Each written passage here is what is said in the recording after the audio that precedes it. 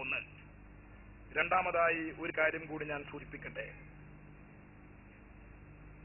ജിബ്രീൽ അലൈഹിസ്സലാം മുഖേന നമുക്ക് തൗഹീദ് ലഭിച്ചു. നബി സല്ലല്ലാഹു അലൈഹി വസല്ലമ മുഖേന നമുക്ക് തൗഹീദ് ലഭിച്ചു. എന്താണ് ഈ തൗഹീദ് കൊണ്ട് ഉദ്ദേശിക്കപ്പെടുന്നത്? ഇതും നാം മനസ്സിലാക്കണം. കാരണം തൗഹീദിനെ ചൊല്ലിയാണ് കേരളത്തിലുള്ള എന്നല്ല ലോകത്തൊട്ടുക്കുമുള്ള സർവമാന മുസ്ലിമീങ്ങളും ഭൂരിപക്ഷം വരുന്ന മുസ്ലിമീങ്ങളും കാഫിറുകളാണെന്നും മുശ്രിക്കുകളാണെന്നും ഇവിടെ ബിദഈകൾ പ്രചരിപ്പിച്ചുകൊണ്ടിരിക്കുന്നത് ഈ തൗഹീദുമായി ബന്ധപ്പെട്ട ചില വിഷയങ്ങളിലാണ്. അതുകൊണ്ട് വളരെ കുറഞ്ഞ സമയം ഉപയോഗപ്പെടുത്തി എന്താണ് തൗഹീദ്, അതുകൊണ്ട് ഉദ്ദേശിക്കപ്പെടുന്നത് എന്താണെന്ന് ചെറിയ രൂപത്തിൽ നിങ്ങളോട് ഞാൻ വിശദീകരിക്കാം. തൗഹീദ് എന്നതുകൊണ്ട് ഉദ്ദേശിക്കപ്പെടുന്നത് ഏകനാക്കുക എന്നാണ് ആ അറബി പദത്തിന്റെ അർത്ഥം. ഇസ്ലാമിൽ തൗഹീദ് എന്ന് പറഞ്ഞാൽ എന്താണ്? പണ്ഡിതന്മാർ പല സ്ഥലങ്ങളിൽ വിവരിച്ചിട്ടുണ്ട്. ഇഅ്തിഖാദു അദമി ശരീക്കി ലില്ലാഹി തആല ഫിൽ ഉലൂഹിയ്യതി വഖവാസിഹ. ആരാധ്യനായിരിക്കുക എന്ന വിഷയത്തിലും അതിന്റെ പ്രത്യേകതകളിലും അള്ളാഹുവിന് ഒരു പങ്കുകാരൻ ഇല്ല എന്ന് വിശ്വസിക്കുന്നതിനാണ് തൗഹീദ് എന്ന് പറയുക. ആരാധ്യനായിരിക്കുക എന്ന വിഷയത്തിലും അതിന്റെ പ്രത്യേകതകളിലും അള്ളാഹുവിന് ഒരു പങ്കുകാരൻ ഇല്ല എന്ന് വിശ്വസിക്കുന്നതിനാണ് തൗഹീദ് എന്ന് പറയുന്നത്. സഹോദരന്മാരെ, ഇതേ വിഷയം അല്ലാഹു സുബ്ഹാനഹു വ തആല പരിശുദ്ധ ഖുർആനിലൂടെ വിവരിച്ചത് നമുക്ക് കാണാൻ പറ്റും. സൂറത്തുൽ ഇഖ്ലാസിലൂടെ എന്താണ് തൗഹീദ് എന്ന് അല്ലാഹു വളരെ വ്യക്തമായിട്ട് തന്നെ വിവരിച്ചിട്ടുണ്ട്.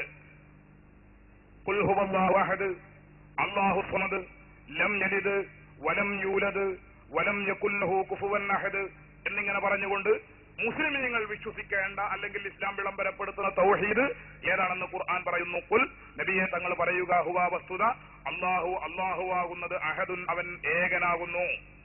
അല്ലാഹു തആല ഏകനാകുന്നു. അല്ലാഹു ഏകനാകുന്നു എന്ന് പറഞ്ഞാൽ അതിന്റെ അർത്ഥം എന്താണ്? അല്ലാഹു ഏകനാകുന്നു എന്ന് ഖുർആൻ വിളിച്ചു പറയുമ്പോ നമ്മളെല്ലാവരും ചോദിക്കയില്ലേ, നമ്മളൊക്കെ ഏകന്മാരല്ലേ? നമ്മൾ ഓരോരുത്തരും ഏകന്മാരാണല്ലോ.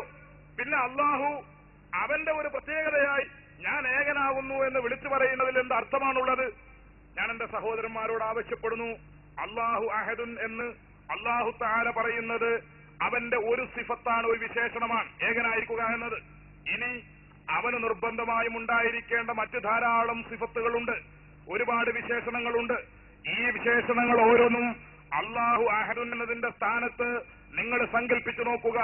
അല്ലാഹു തആല ഏകനാകുന്നു, അല്ലാഹു കഴിവുള്ളവനാകുന്നു, അല്ലാഹു അറിവുള്ളവനാകുന്നു, അല്ലാഹു തആല പടക്കുന്നവനാകുന്നു, അല്ലാഹു കൃപ ചെയ്യുന്നവനാകുന്നു, അല്ലാഹു അനുഗ്രഹം ചെയ്യുന്നവനാകുന്നു, അല്ലാഹു സഹായിക്കുന്നവനാകുന്നു, അല്ലാഹു ഭക്ഷണം നൽകുന്നവനാകുന്നു, അല്ലാഹു രോഗം നൽകുന്നവനും രോഗം മാറ്റുന്നവനുമാകുന്നു എന്നിങ്ങനെ തുടങ്ങി അല്ലാഹുവിന് ഉണ്ടായിരിക്കൽ നിർബന്ധമായ എല്ലാ സിഫത്തുകളും ഖുർആൻ എണ്ണിപ്പറഞ്ഞിട്ടുള്ള, അതുപോലെ സുന്നത്തിലൂടെ പരിചയപ്പെടുത്തപ്പെട്ട മുഴുവൻ സിഫത്തുകളും ഇതിന്റെ സ്ഥാനത്ത് നാം വെച്ച് പരിശോധിച്ചു നോക്കിയാൽ നേരത്തെ നാം നമ്മുടെ മനസ്സിൽ അങ്കുരിച്ച ചോദ്യം ഇവിടെയൊക്കെ ഉയർന്നു വരുന്നത് നമുക്ക് കാണാൻ പറ്റും.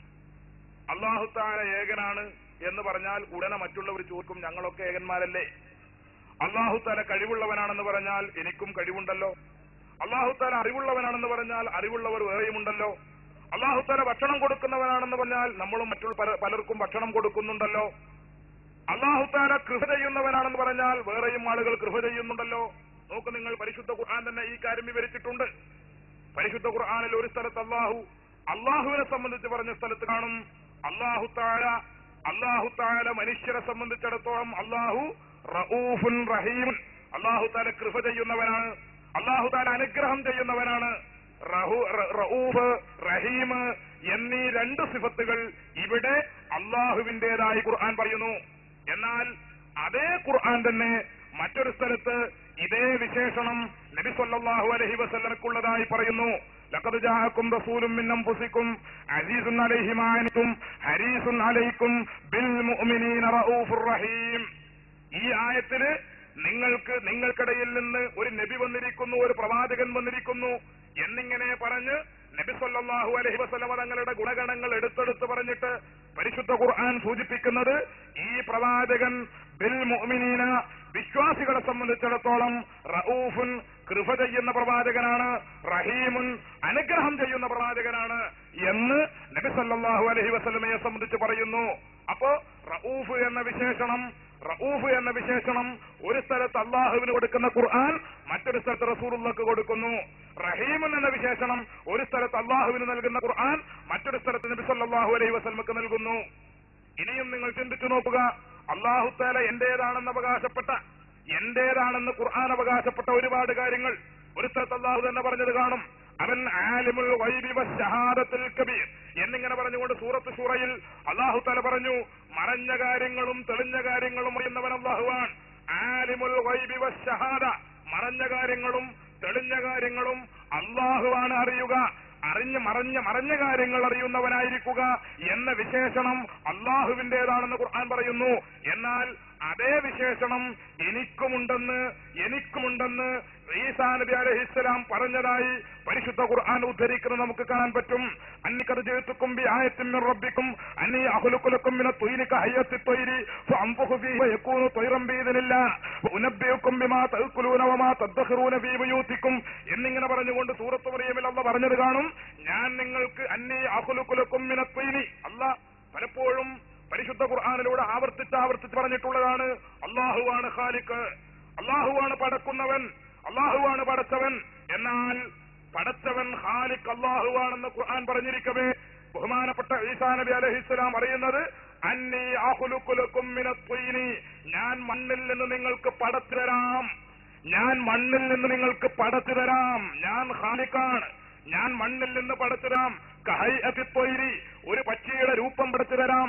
വെറും കളിമണ്ണ് കൊണ്ട് ഒരു രൂപമുണ്ടാക്കുക മാത്രമല്ല, ഫഅൻഫുഖു ഫീഹി, ഞാനതിൽ ആത്മാവിനെ ഊതും, ഞാനതിന് ജീവൻ കൊടുക്കും, ആ പക്ഷിക്ക് ഞാൻ നൽകും.